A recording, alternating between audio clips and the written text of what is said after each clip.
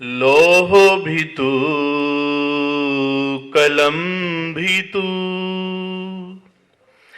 तेरा वजूद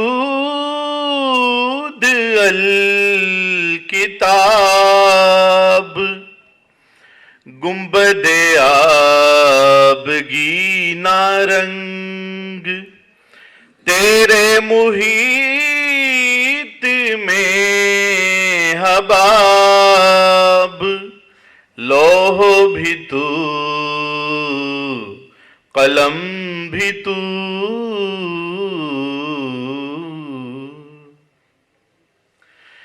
शौक तेरा अगर न हो, मेरी नमाज का इमाम। शौक तेरा अगर न हो, मेरी नमाज का इमाम, तो मेरा कयाम भी हिजाब, मेरा सुजूद भी हिजाब। लोह भी तू, कलम भी तू।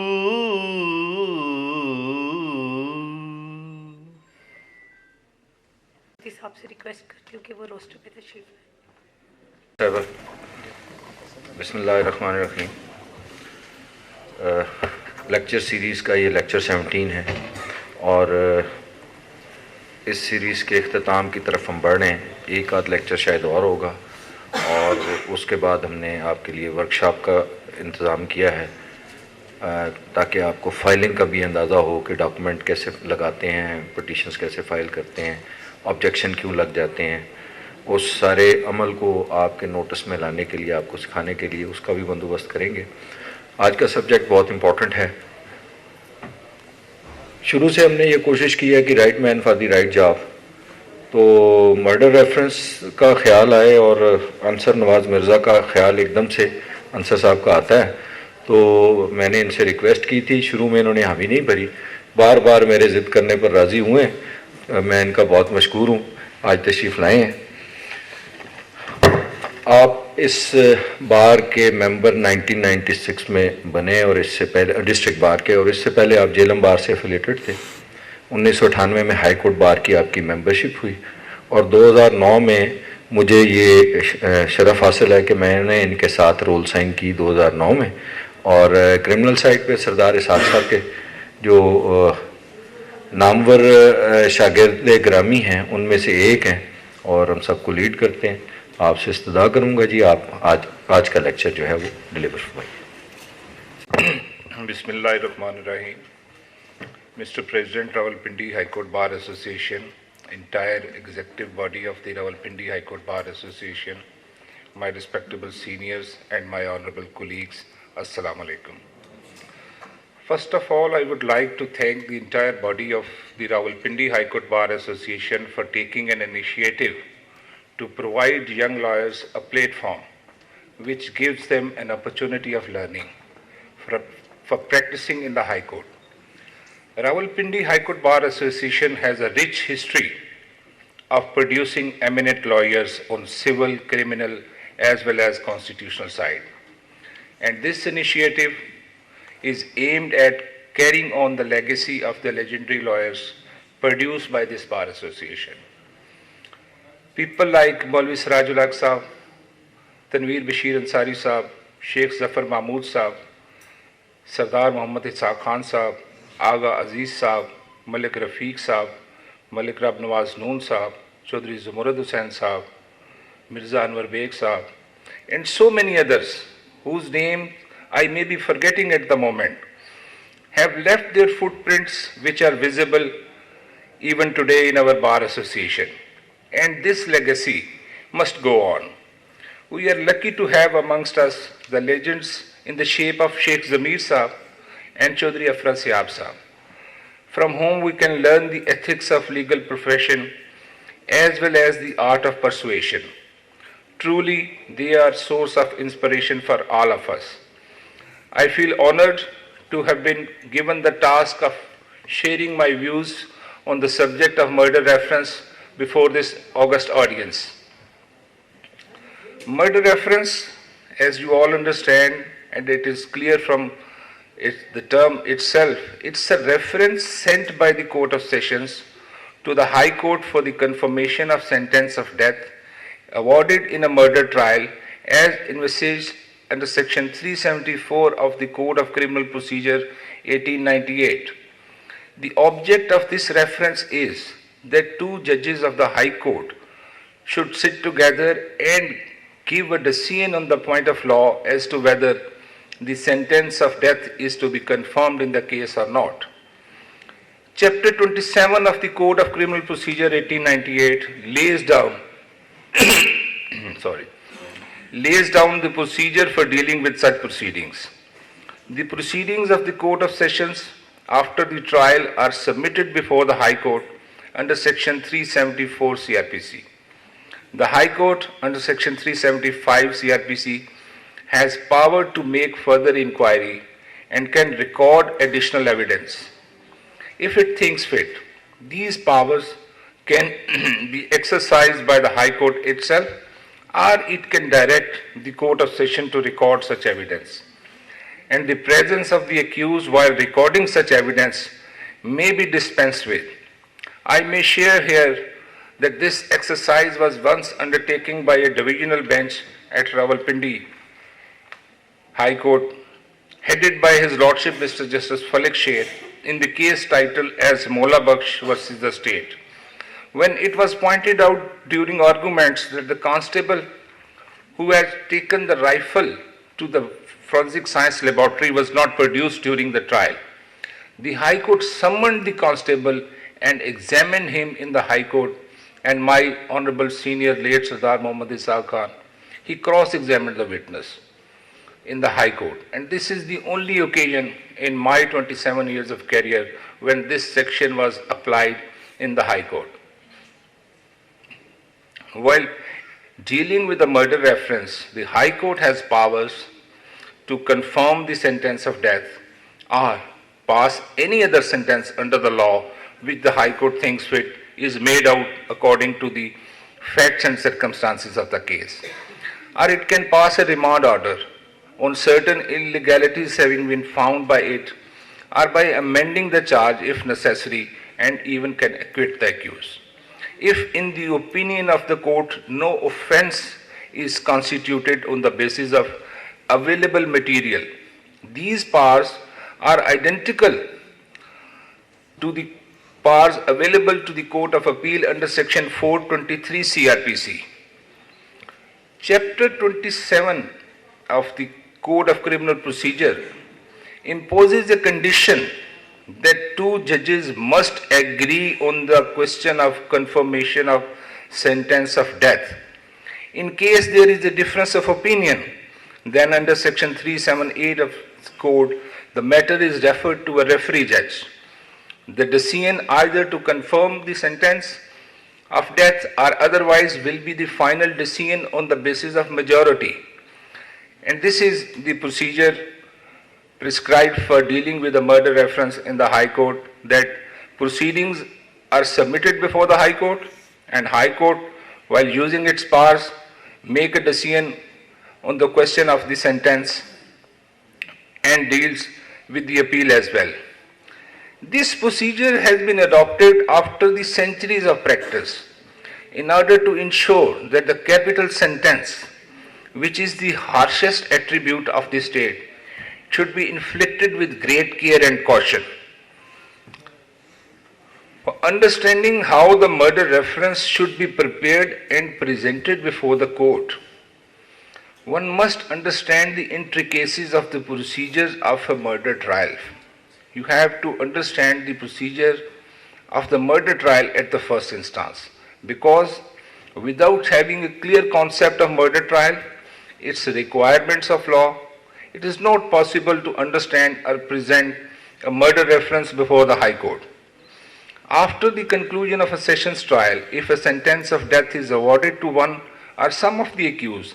The proceedings are submitted before the High Court under Section 374 CRPC, and appeal against conviction are also invariably filed in almost 99% cases. The accused who are unable to engage counsel, their appeal is preferred through jail authorities, commonly called as jail appeal.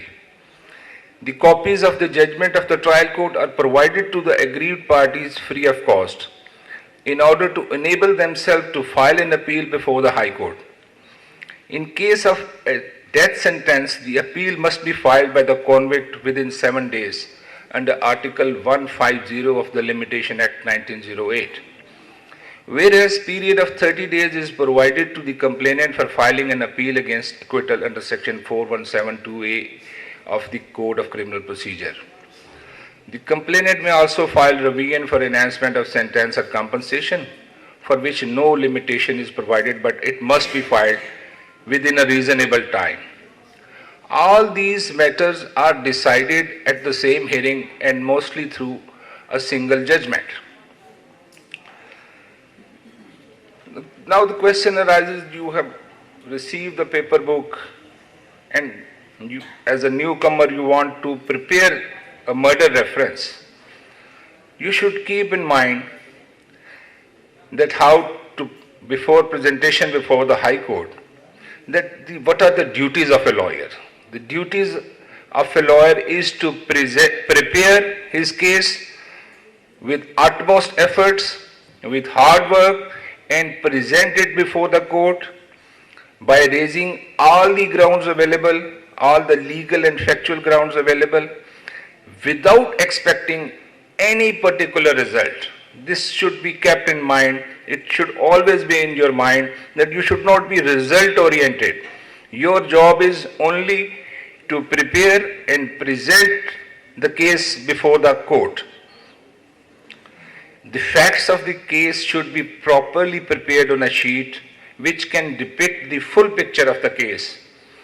When you take the notes of murder reference, the details of facts should be available before you on a sheet which includes basically the FIR number, the date and time of occurrence, date and time of report, number of accused, their date of arrest, name of deceased, time of postmortem, number of accused with their roles and date of arrest, name of and age of deceased, name and number of prosecution witnesses, recoveries from the accused and from the spot, and the result of the forensic lab, if any, date of judgment and sentence passed under the relevant law. That is also very important. All these facts must be drawn on a single anchor sheet so as to answer any queries which may be raised by the bench vis-a-vis the facts of the case. Because you might have seen when the reference is started, the court starts taking fact itself sometimes. And they ask you certain question, place of occurrence, time of all these facts. So it should be readily available with you without opening the file. You should be able to state the facts before the court. One must minutely examine the record which is in the shape of a paper book containing entire proceeding and record of the trial court, including order sheets. The paper books are prepared by the printing branch by experienced staff of the High Court free of cost and are supplied to the parties. After examining the paper book, one must ensure that the mandatory requirements of the trial have been fulfilled or not, which include, अब आपने जब trial court का record देखना है कि trial कैसे हुआ है, तो जब आपको मालूम होगा कि ट्रायल में ये चीज़ें ज़रूरी हैं, in which 4 documents are to be supplied under Section 265C, the charge is to be framed, the witness's statement should be recorded on oath, statement under Section 342, the defense evidence, if any, and opportunity to provide defense evidence was given or not. All these things you have to look into it while preparing your brief. and the opportunity to cross-examine the witnesses was provided or not. Mandatory requirement is that the opportunity should be provided. If the accused fails to avail this opportunity, no benefit can be extended to the accused in such an eventuality, as held in a case of Zafar Iqbal. This was also a case belonging to Rawalpindi district, reported in PLD 2015, Supreme Court 307. In this case, the accused opted not to cross-examine the witnesses. He did not produce any lawyer, and the evidence was recorded. He was awarded death sentence, which was upheld by the High Court, and it was upheld up to Supreme Court for the reasons that it was the opportunity was provided to him, but he opted not to cross-examine. So these things should also be taken into consideration. The statement of accused under section 342 CRPC is also a very necessary and mandatory procedure, because in this statement, entire incriminating evidence in the form of questions are put to the accused in order to explain to provide him an opportunity to explain his position. The right to produce defense evidence of making statement on oath under section 340 subsection 2 CRPC, and after going through the file, it appears that some evidence is available which ought to have been produced or has some bearing upon the fate of the case or the guilt of the accused. An application under section 428 CRPC can also be filed for producing the additional evidence. As you all know, the system pertaining to criminal administration of justice in Pakistan is adversarial in nature, in which an accused is confronted with the charges and the onus is upon the prosecution to prove the allegation made in the prosecution case beyond reasonable doubt. What is a reasonable doubt? When a prudent person becomes doubtful of existence of certain fact or act committed by an accused offender or not. And if the prosecution fails to prove its case beyond reasonable doubt, then the accused is entitled for acquittal, not as a matter of grace, but as a matter of right. Plea advanced by the accused is not looked into as held in PLD 91 Supreme Court 520 and Fakir Muhammad case PLD 2011 Supreme Court 796. If it appears that the prosecution has been able to drive home the charge against the accused and accused has also taken a specific plea, then both these versions are to be analyzed by placing respective pleas in a juxtaposition. The onus of proving plea on the accused is lighter as compared to the prosecution. The accused has to create a reasonable doubt in the mind of the court that his plea might be true or may be true. Even then his plea is to be given preference. This concession of maybe or might be is not available for the prosecution. Reference in this behalf may be made to the cases of Safdar Ali versus the Crown, a very famous case, and every person practicing on criminal side must go through this judgment. This citation is PLD 1953 FC, page 93. And as earlier told, Fakir Muhammad's case, PLD 2011 Supreme Court 796.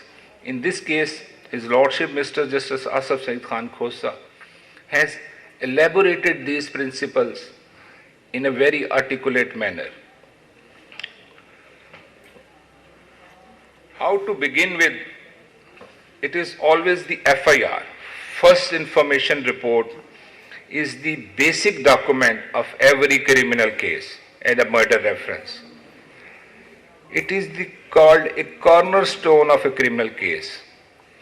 You have to deeply go through it because it depicts the whole picture of the case, because it is the first information received about the occurrence, and you can judge many things and make out your case even from the bare perusal of the FIR. What you have to look into it, what was the time of occurrence? What was the time of report?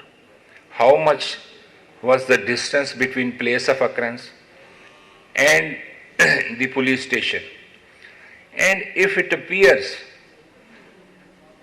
that there is a delay in the FIR, which is not plausible, which is not explained, then this gives rise to a legitimate inference that the witnesses were not available and they were arranged subsequently. And this is the reason the post-mortem was also delayed. On the basis of this, you can build up your case that this is an unwitnessed occurrence. The prosecution story was subsequently concocted. And if the FIR seems to be prompt, then you have to look for the loopholes in the prosecution case from other angles. If going through the file, keeping in view all the principles laid down for appraisal or and reappraisal of evidence, that the prosecution case stand established, then you must have a second line of defense, which is normally on the question of sentence, whether the grounds of mitigation are available or not, and if available, on what grounds, and how one can seek reduction of sentence in a case under section 302 BPPC.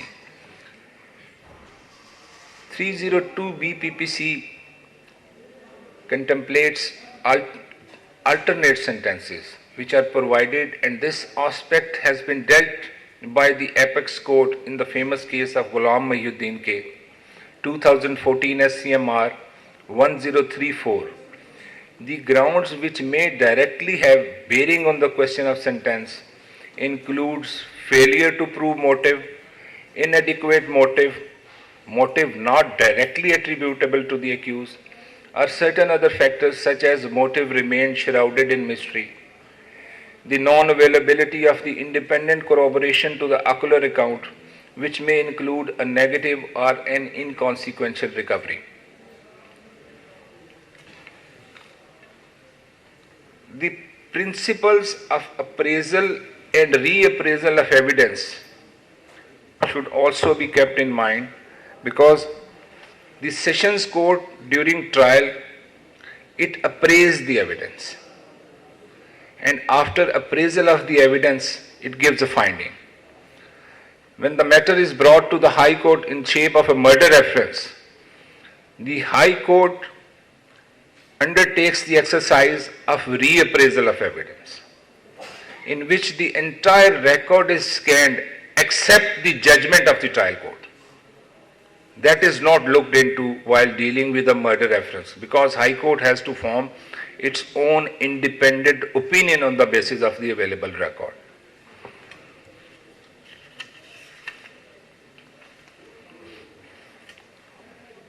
In reappraisal of evidence in a murder reference, you must concentrate on the legal loopholes. Usually in murder case, there are two types of evidence, either of eyewitness account or of circumstantial evidence.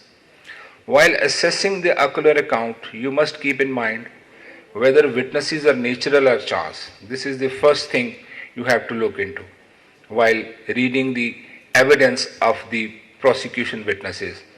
Whether there is any circumstance available on the file which makes the presence of the witness doubtful, keeping in mind the distance between the place of occurrence and abode of the witness or their workplace.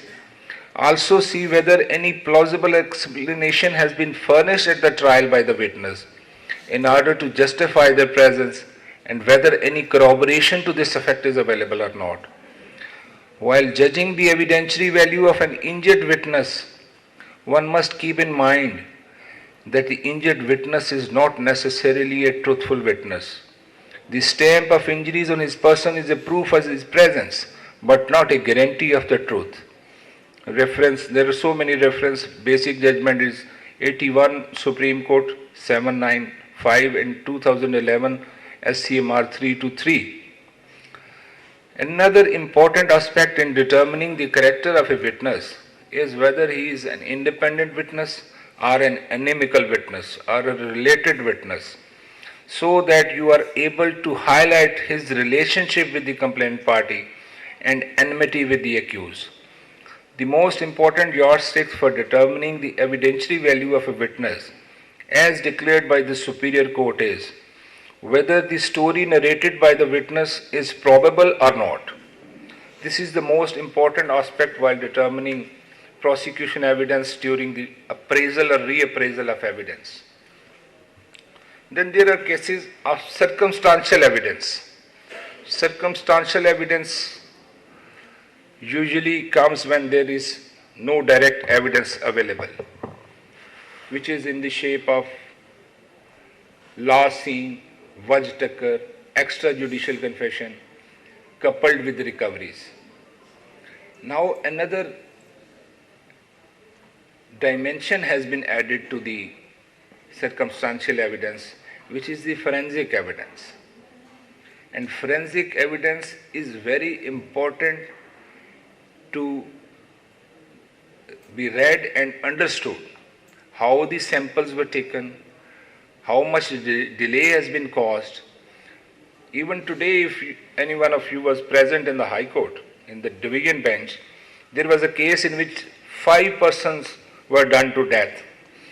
And the allegation against the accused was that his fingerprints were matched, which were obtained from the place of occurrence at the time of occurrence. But there was no evidence available as to when these were obtained and when these were sent. That chain was broken of the safe custody was not established. Therefore, the High Court had no other option but to acquit the accused, despite there being forensic evidence available. Usually, the traditional circumstantial evidence, the law, the principle which has been settled on this point by the superior courts is that it should be in the shape of a chain. It should be so well connected that on one hand it should be touching the dead body and on the other hand it should be around the neck of the accused. And if any link is broken, the whole chain goes away. So you have to keep in mind the principles for the appraisal and reappraisal of the evidence before presenting your case before the court. Judicial and extrajudicial confessions are to be dealt with by the parameters laid down by the Supreme Court of Pakistan in Mujahid case. Most of you I know remember this case, 2016 SCMR 274. There are two recent judgments, 2021 SCMR 873 and 21 Supreme Court 600. There's another evidence which is in the shape of last seen evidence. Last seen evidence is basically a weak type of evidence, but it is to be gauged from the very beginning of the prosecution case as to when it surfaced, keeping in view the proximity of time of crime and place where the deceased and the accused were seen together.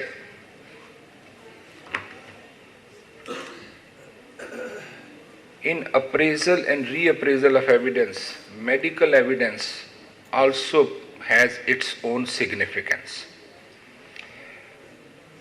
This evidence either confirms or negates the entire prosecution case.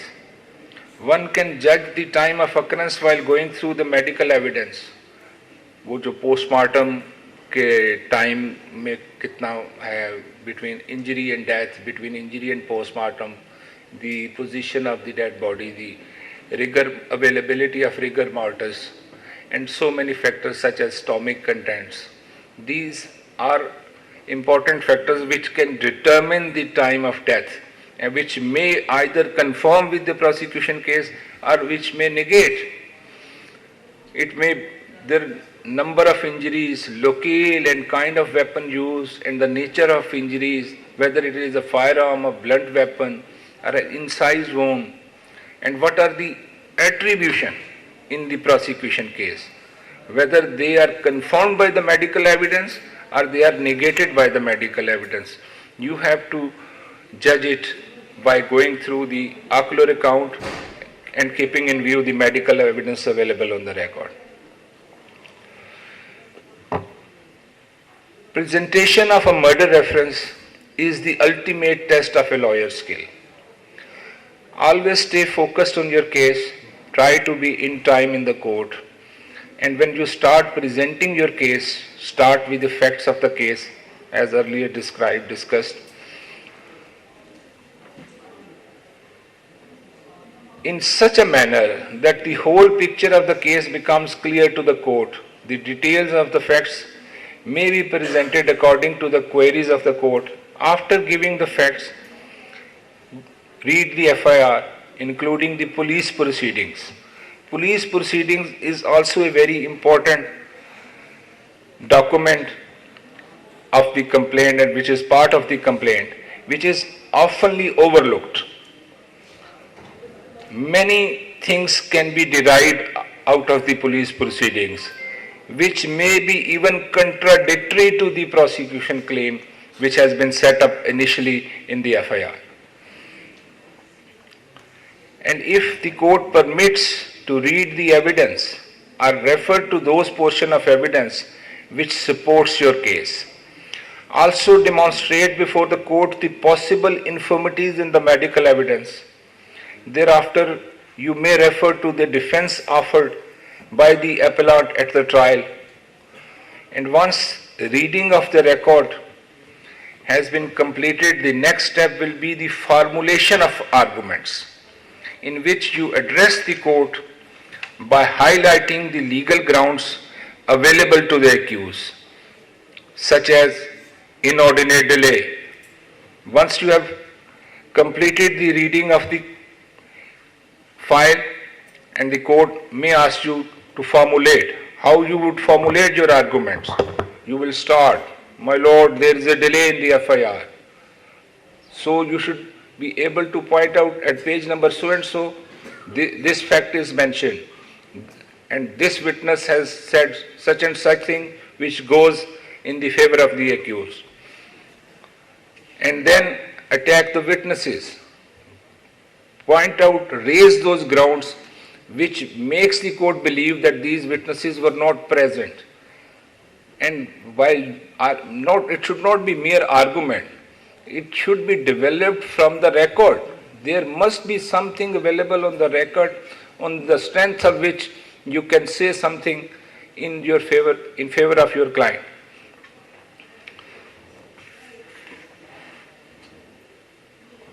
All the available arguments which legally one can argue, do argue before the court and try to persuade the court to disbelieve the witnesses on the basis of the grounds which possibly could be related, inimical, chance, ocular, being contrary to medical evidence, the recoveries being inconsequential,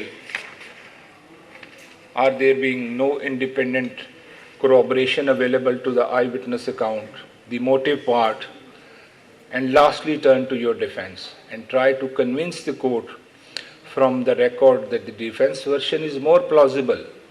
If during arguments of the other side some arguments are advanced and which you think requires to be answered, wait for your turn to rebut those.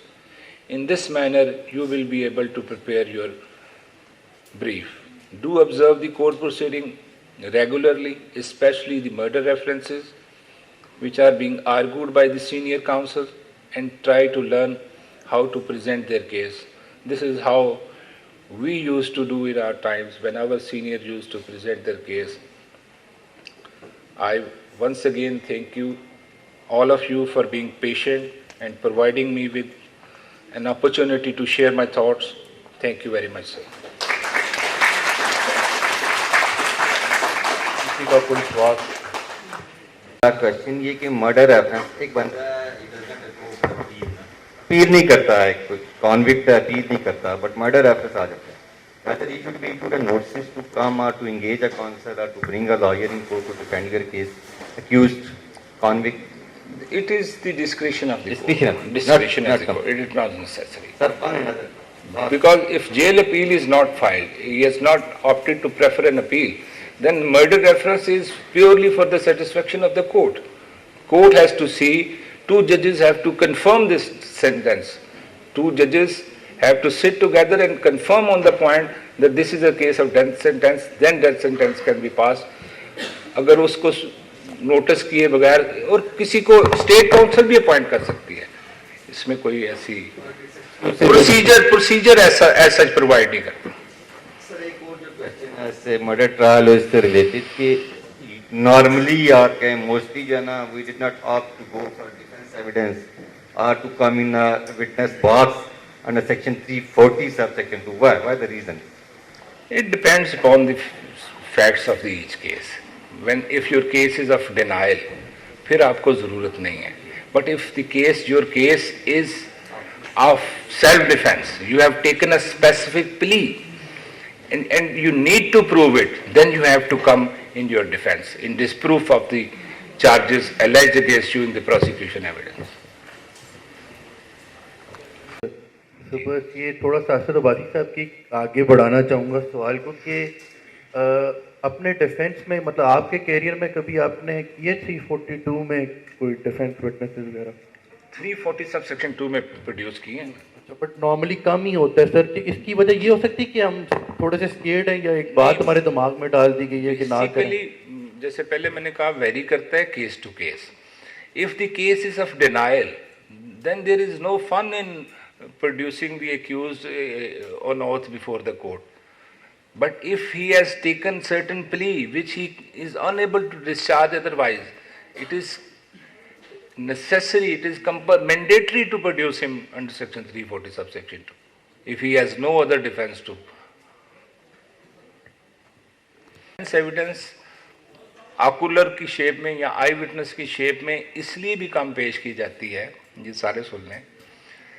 Prosecution witness तो पहले दिन आ गई, उनकी 161 की statement हो गई. Defence witnesses normally during investigation पेश नहीं होते, और when they come to the court for the first time to make that statement, उसकी वैल्यू वैसे डिमिनिश हो जाती है.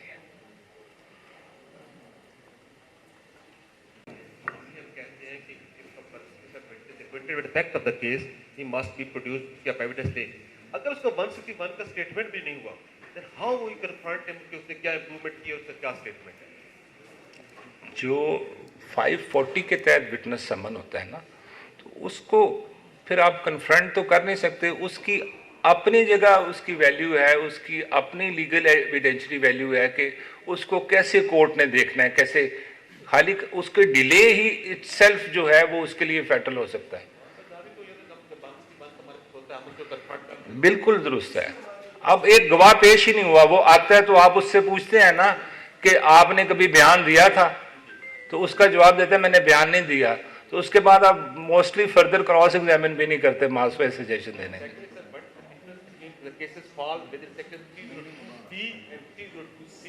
302C के हवाले से वो बड़ा इंपॉर्टेंट एस्पेक्ट है. 302C जो है वो first time after the promulgation of Qisas and Diyat ordinance, ये 96 supreme court Ali Mohammad case में जो है इसको जो है वो हाईलाइट किया गया और इसको इंटरप्रेट किया गया. फिर खोसा साहब ने PLD 2015 सुप्रीम कोर्ट पेज 77 है जाहिद इमरान केस, उसमें बड़ा एलेबोरेटली डिस्क्राइब किया है.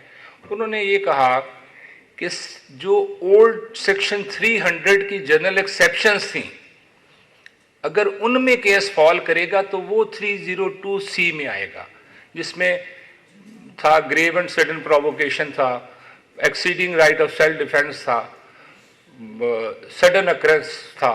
तो वो सारे जितने भी वो थे उसकी exceptions section 300 of the erstwhile Pakistan penal code, उसके जितने भी थी एक्सेप्शंस, उनमें को केस कब आता है तो that will fall under section 302C PPC. बाकी राजा साहब बहुत 302C के हवाले से माशाल्लाह तजर्बा रखते हैं. One of the most experienced lawyer we have. Any other question? Sir मेरा क्वेश्चन ये है कि विटनेस के हॉस्टाइल होने के बाद उसकी जो 161 की स्टेटमेंट है, कंप्लेनेंट जो है उसे कन्फ्रंट करवा सकता है, एक क्वेश्चन. दूसरा ये कि अगर वो कन्फ्रंट नहीं करवा सकता तो इसके पीछे लॉजिक है. ये आपके चैम्बर का ही केस है, Sarfaraz case. PLD 2013 supreme court 386, उसमें एग्जैक्टली यही हुआ था.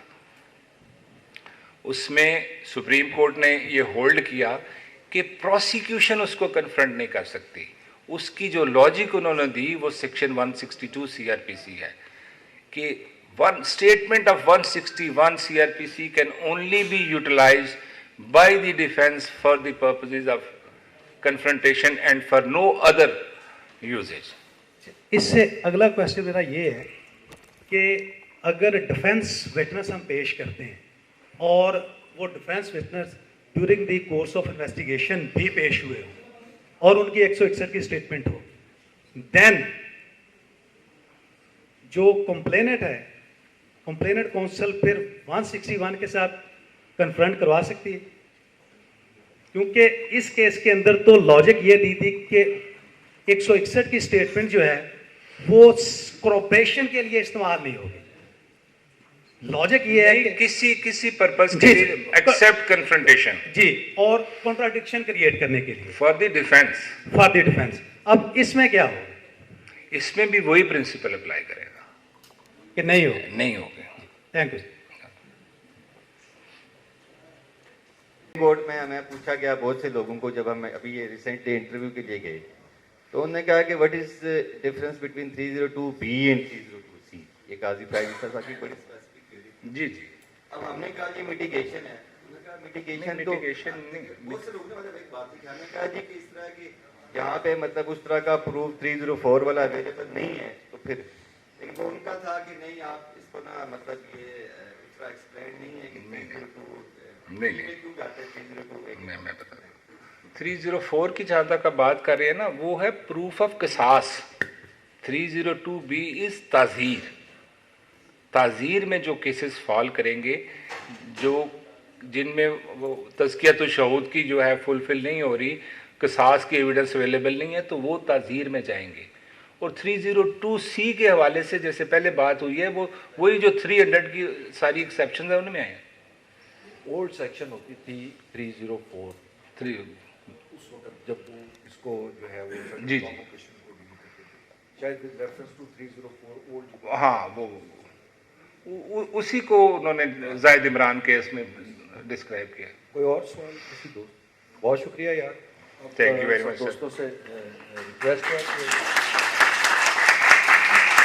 लॉ मूड्स में भी रजिस्टर होते जाएं. अब इसके बाद हम लॉ मूड्स में जाएंगे, एक लेक्चर रह गया तो अपनी अपनी रजिस्ट्रेशन करवा लें उसके मुताबिक. Thank you very much. Thank you sir. बहुत शुक्रिया आप सबका. शुक्रिया.